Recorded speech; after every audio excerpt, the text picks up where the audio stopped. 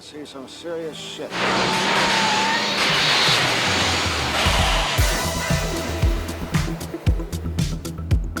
My name's Tim Oseri. I'm the head fabricator at Salvage, Boca Raton, Florida, and this is my 1982 DeLorean DMC-12. Pretty much one of the most radical DeLoreans ever built. Today we head over to the Arsenal, a store in Miami, Florida, to chat with Tim Oseri, the brain and most of the muscle behind one of the most interesting DeLorean DMC-12s you'll ever see. Gull-wing doors rise effortlessly, beckoning you inside. Live the dream today. I was getting to the age where I just wanted to finally get it out of my system, to get a DeLorean finally. I've wanted one since I was like 7 or 8 years old. It's been my dream car ever since I could remember. And it was because of the movie, but at the same time, you know, I had early memories of actually coming across them at, you know, used car dealer lots and, you know, being able to like just go up to the car and open the gull-wing door, and it was just amazing. It was just the fact that that car existed. Stuff like that doesn't get made anymore. You know, you can't go to the dealership and buy a raw metal gull-wing doored car. It's just a bygone era of when art really overshadowed insurance policies because of safety regulations, and you know, you can't do gull-wing doors because of this, that, and the other. It's just like, no, this thing is just going to be like the way it is. As we look at the masterpiece that Tim's DeLorean ended up being, it's hard to imagine the sorry state the car was in when Tim first found it. So initially when I found the car, it was in Beverly Hills, and I didn't have like a tremendous amount of money to buy a DeLorean because they're really expensive. So I initially bought this one for, I think it was $10,000, and it was wrecked and it had all kinds of issues, and it was just messed up. Having found his dream car, Tim quickly decided to make it his own. And that meant going all out and turning his radical vision for the car into reality. We wanted to create something unique and different that no one's ever seen before. I initially bought it just to fix it up and drive it and get it out of my system. But as soon as I learned that there was like a market out there for something like this at SEMA, all the partners kind of came together and we just moved forward and built something really cool. And this is where we're at.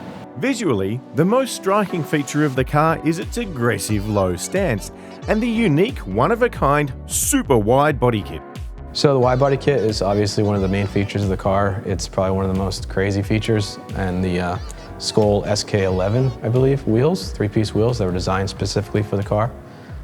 It's always been a dream of mine to work with Kaisa. He's one of the greatest designers on the internet right now. Well, a friend of a friend of a friend was able to get me in contact with him, and as soon as I said the word DeLorean, he was 100% on board. And I know he's a really busy guy, so to fit me in and get that done was awesome. And so me and him collaborated for about 3 months, hammered out an IMSA-inspired vintage race car, wide-body DeLorean, and we came up with this. And it's, I think, 4 inches wider in the front, 5.5 inch wider in the rear, and then the Skoll 3-piece wheels just rounds out the car. And it's on Airlift Performance Air Ride with KW suspension. So we got the adjustability and the performance all in one.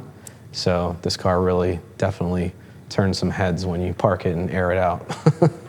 The original DMC-12 used a 2.8-litre, 140 horsepower V6 engine made by a joint venture of Peugeot, Renault and Volvo. It probably won't surprise you that Tim wasn't impressed with that engine at all. He quickly removed it and set about finding a suitable replacement. The power plant in the DeLorean is a 5.3 Gen 4 LS out of a, I think it was a Silverado, but initially it was planned to have an LSX, but since the chassis that's in the car is original, I decided not to go with the full 1,000 horsepower package because the chassis will just twist like a pretzel. So we went more for like a balanced approach. So it's a low mileage LS, came out of a fleet service vehicle that had, 60,000 miles on it or something. And so we used that as like a good basis for the power plant. And then because it's a rear engine car, a lot of people forget that DeLoreans are actually rear engine like a Porsche. It has a Porsche gearbox in it out of a Porsche 996. So it's a 6-speed, traditional, just gate shift. The 5.3 litre Gen 4 LS with its twin turbos offered plenty of power and torque, but with the car earmarked for display at SEMA, it also had to look good. Fortunately, Tim also had a vision for that. I was always inspired by like the old Porsches from like the Jägermeister days back in like the 80s with like the IMSA race cars and the giant turbos hanging out like behind these huge tires, and they were just like, it was just zero care was given as far as like, is this thing gonna work or not? It's just power, and it just looked insane. So we wanted to like doctor up the engine bay a little bit more, so it has ITBs and custom billet intake plenums for the individual throttle bodies.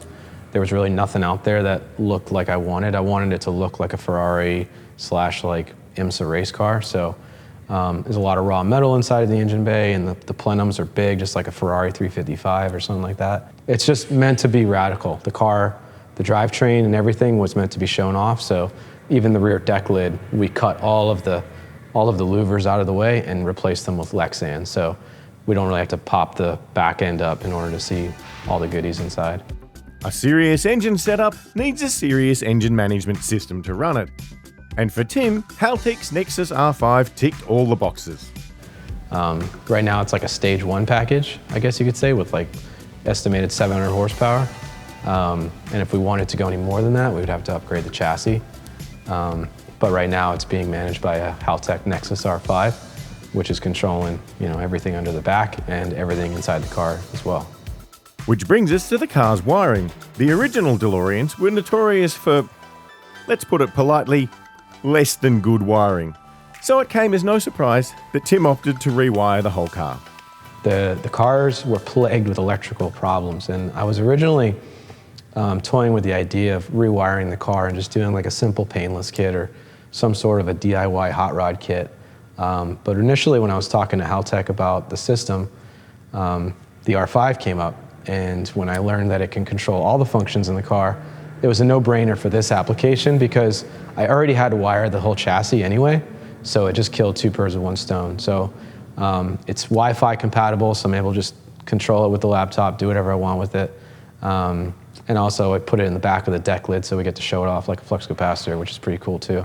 The exterior accents on the car and the interior features, all of the electronics, everything in the car are powered by the Nexus R5. We're able to control the lights, we're able to control all the functions of the vehicle, plus the engine, and be able to monitor everything. But we have upgraded everything to LED, so we're running a really simple system inside the car compared to what it was. So all the lights are going off and everything. The headlights and the taillights, the exterior of the car, as far as like the lighting goes, we were trying to toy with different ideas as to how to bring the car into the 21st century and make it a little bit more modern. That eclectic mix of old and new is also evident inside the car. It retains its cool retro look, but with a bit of modern flair. The most of it is original. The center console, the actual gauge pod for the driver. I didn't want to really change any of that stuff because I love the DeLorean so much. I didn't feel like reinventing the whole interior and changing the identity of the car. So for the dash display, we went with the Haltech IC7 display. It fit in there just barely, just perfectly fit inside of the actual instrument cluster. The windshield on the DeLorean is pitched back so aggressively that you actually sit like way back in the car. And the instrument cluster is really thin, it's really small, and it's like tucked down on top of your lap. So it's almost like a fighter jet, like you're laid back like this when you're driving it. So I had reservations at first when we had the IC7 display from Haltech, whether or not I was gonna have to make a bigger pod to fit it, but thankfully it just barely fit in there, and the little rev counter actually clears too. So that's a good upgrade to the interior of the actual car because we got rid of the analog gauges. I'd like the heads-up display, but it still retains the factory look when you're just looking at the car. We have what's called a rosé custom color from Status Racing. They have the actual carbon-backed, I believe it's a Le Mans Series seat. I really like the seats a lot. So we didn't want to go crazy with the rosé inside the car, so it's just we have the door panels and the gauge pod and a couple other little accents. But we are in Miami right now, and we're by a DeLorean, so a rosé interior kind of matched perfect with that Miami Vice flair. As with most rare cars, getting parts can be difficult. so it definitely helps when the owner and builder is also a skilled fabricator. Parts aren't really impossible to find, but you know, DeLorean Houston was a big help. So we were able to find windshield and a door and you know, all kinds of other parts for the car. But there's actually a thing called a roof box. That's a steel structure that holds the gull wing doors. Mine was completely rotted out, so probably one of the biggest hurdles, besides putting a V8 twin turbo in the car, was to get the doors fixed and get everything to work again. After we did that, then it was just a matter of just cutting it up and fabricating it. And thankfully, working at Salvage to Savage as the head fabricator there, I have access to some of the best tools we got. So this car went to SEMA under the Salvage to Savage flag. It was at Toyo, and all the fabrication, all the design work, everything was done in-house right there. The car was unveiled at the 2021 SEMA show and almost immediately became an internet sensation. Tim's vision resonated with car enthusiasts who loved the mix of Back to the Future nostalgia with modern tech and trends. Thankfully, my wife was real supportive of the project. It went from just a normal DeLorean to this wild thing that's beside me right now. But I wouldn't have it any other way. It's turned into a really great project, and a lot of people from all over the world love this car, and it's, I think, one of the most recognized cars on Google right now. I mean, you can just Google DeLorean and this car will pop up. Thanks for watching, guys. If you like this video, smash that like button. We put out a new video every week and sometimes even two, so don't forget to subscribe to our channel for more awesome content.